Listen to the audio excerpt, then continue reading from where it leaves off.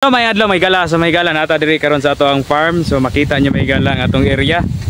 So mao ni atong area may gala. So may gala nga atong area daghan na kay sagbot na tag-asa siya pagkahuman nato harvest og watermelon. So karon mga higala activity nato sa atong farm mag-spray tag herbicide para dili kayo ka tag-as ang mga sagbot. Then pag human nato spray ani pwede na ta makatanom og balik og lain nga crops pon mga higala.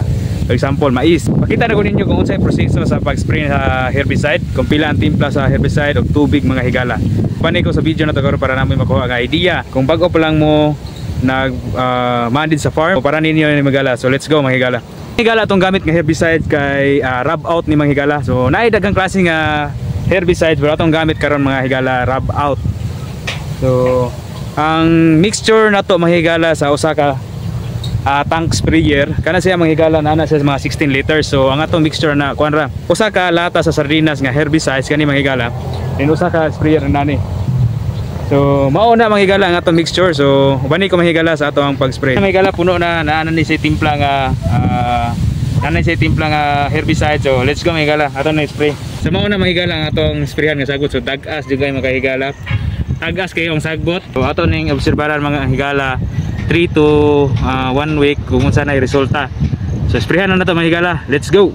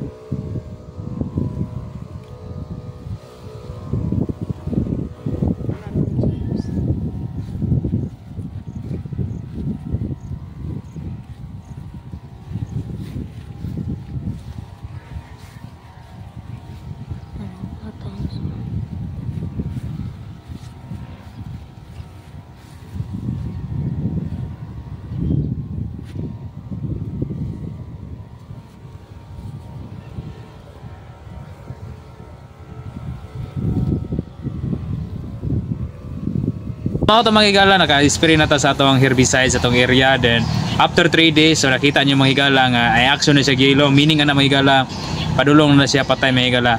After mga 1 week siguro mga higala malaya na to siya mga higala. Update na ta mga higala. So salamat sa pag-uban mga higala. Thank you and God bless.